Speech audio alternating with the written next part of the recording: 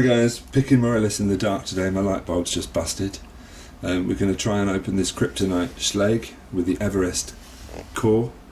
It's a KS82 apparently, the padlock. Let's just check that the pins are all reset nicely. Yeah.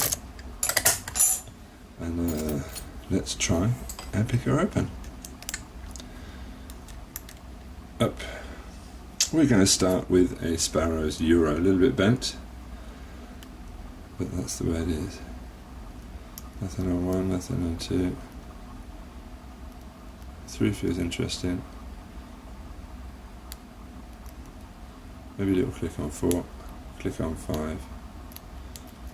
Nothing on 6. Nothing on 1, nothing on 2. Number 3 now. Little click movement on the core. I think number 4 is okay. Going to get something a bit deeper to go to the back.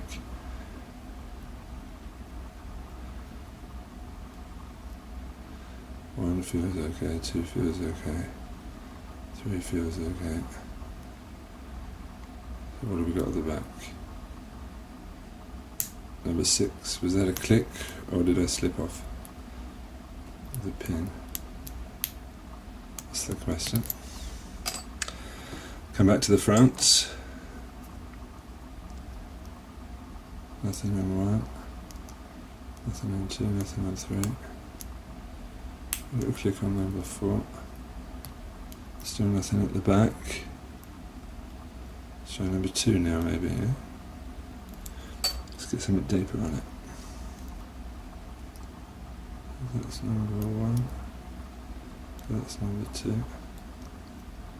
No.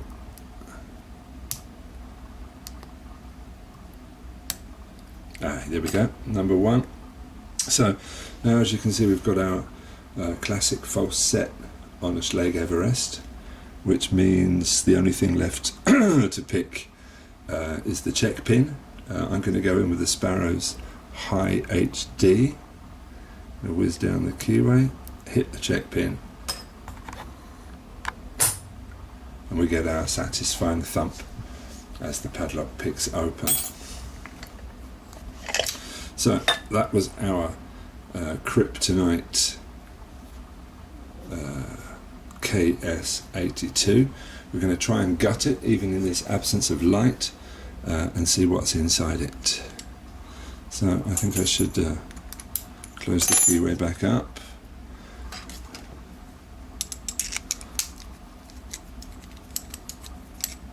Get the core out.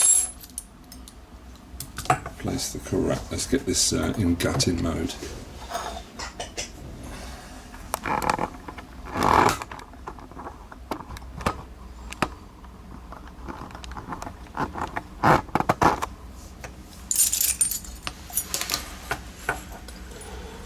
Okay, we're going to have terrible shadows everywhere, of course, because don't have much light today.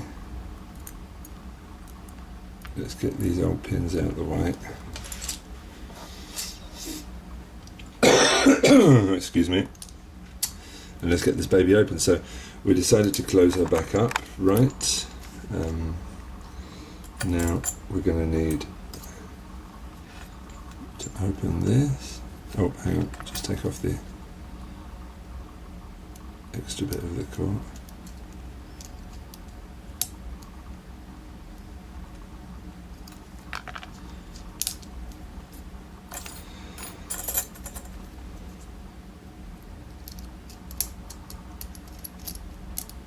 Up, up, up, up. Should have a little spring in there as well.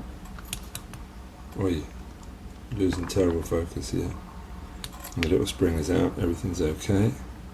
As you can see, if you're not familiar with the Schlage Everest core, this is the check pin here that was activated when we put the key in. We're going to see that now because we're going to put the key in now. If you've never seen one of these before, watch what happens when I put the key in.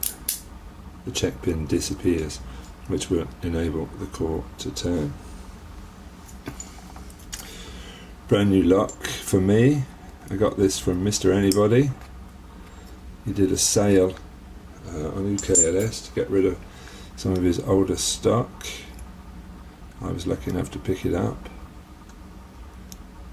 I wasn't the only person interested. Up. I've just dropped the check pin out the back there. It's here, this check pin. Let's put it in there.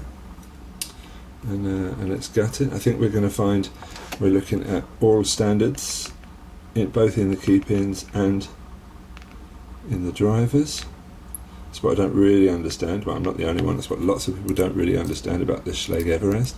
They've gone to all the trouble of engineering a lock with an additional security feature with a check pin, which is really quite original. But then they don't put anything challenging pin-wise in the lock. It's a bit hard to understand really why they would go to that trouble and then not exploit it maximum. They could just throw in a few security pins, a few serrateds or something, yeah, and a few spools, and make something which is actually challenging and hard to pick. But I guess they think the check pin is sufficient on that level. So yeah, as predicted, if we can get a bit of a zoom in on that, we can see everything is standard from the drivers to the key pins and everything. This was the check pin, which goes of course in the core up here, which enables us to block the opening unless the check pin's been picked. So if you don't actually know there's a check pin in there, it could make things rather complicated. Alright guys, let's just come back and have a look at the body of this padlock, because it really is quite a nice monster.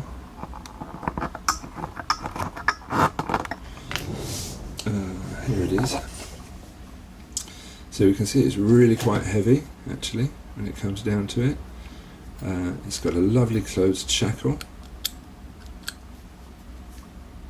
and it is really quite a nice hunk of metal. I'm really impressed with this. This came from Mr. Anybody. I guess it was number 80 in his collection. I'd like to have a quick shout out to Mr. Anybody if he's watching, so thank you very much for letting other people have a play with your fantastic lock collection. And I'd like to thank everybody else for watching. I'm really sorry about the lack of light. I'll buy a new light bulb today. See you later.